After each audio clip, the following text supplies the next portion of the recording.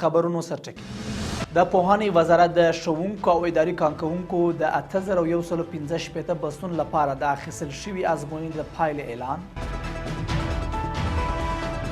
د قرقیزستان او آذربایجان د قانون د پخواني معینانو سره د ملا هدایت الله بدري لیدنه او پر غزه باندې د اسرائیل د فشارونو نوې پړاو. د لوی مهربانه خدای په سپېڅلي نامه درنو لیدونکو سلام. د نن ورځ خبرونو ته ښه راغلاست. نن دوشنبه د 1403 کال د کب شلمه نیټه. زه زیم دا بشپړ خبرونه. پوهنې وزارت نن د یو لړ رسمي مراسمو په ترڅ کې د ښوونکو او اداري کارکوونکو د 8115 بستون لپاره د اخیستل شوي ازموینې پایلې اعلان کړې. د پوهنې وزارت د تضمین کیفیت معین مولوي عبدالخالق صادق په دې مراسمو کې ویلي چې دا ازموینه د روڼتیا، استعداد او لیاقت له مخې ترسره شوې ده. د ښاغلي صادق په وینا د بریالي شویو کسانو د استخدام پروسه به ډېر ژر اعلان شي. پوهنې وزارت شاوخوا 6 میاشتې مخکې د ازموینې ملي ادارې سره په همغږي دا بستونه ازادي سیالۍ ته سپارلي.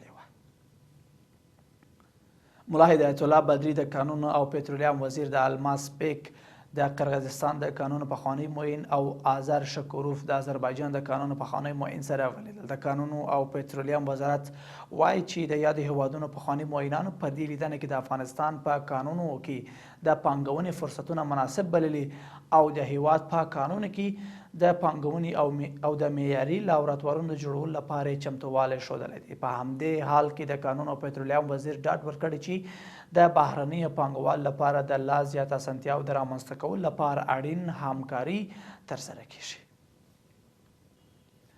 د افغانستان لپاره د اسلامي همکاریو سازمان ځانګړي استازي طارق علي بخیت د ترکیه د بهرنیو چارو وزارت د سویلي اسیا څانګې له رئیس او کابل کې د یاد هیواد مخکني سفیر جهاد سره کتلې دي. یاده کتنه کې چې د اسلامي همکاریو سازمان په سکرتریات کې شوي دواړو خواو له افغانستان سره د همکاري لپاره اعتماري لارې چارې تړلي او د افغانانو د ملاتړ او د اسلامي امارت له چارواکو سره د بیلابیلو مسایلو په اړه د رغنده خبرو اترو د دوام پر ارزښت یې ټینګار کړی دی.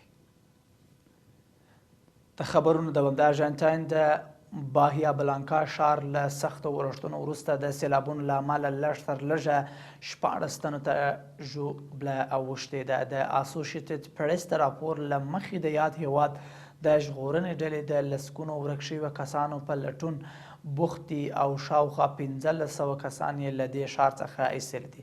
یادو ایستل شویو کسانو کې د یوه ځایي روغتون ناروغان هم شامل دي.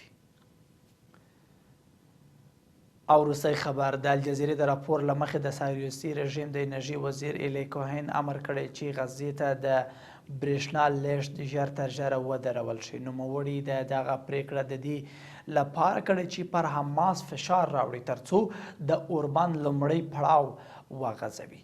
بل لور ته حماس جهادي غورځند د اسرائیلو دغه کړنه غندلې او دا یې د نه منلو وړ باج اخیستنه بللې ده. دغه راز د ملګرو ملتونو ځانګړي راپور ورکوونکی فرانسیسا هم د اسرائیلو دا پرېکړه غندلې او ویلي دي چې هغه هیوادونه چې لا هم پر اسرائیلو بندیزونه نه دي لګولي له دغه رژیم سره په نسل وژنه کې مرسته کوي. اسرائیل دغه پرېکړه داسې مهال کوي چې د شاوخوا یوې اونۍ راهیسې په غزه کې د ټولو بشري مرستو لږ مخ هم نیولې ده. له ملتیا مننه. تر بیا ښه وخت او ښې چارې.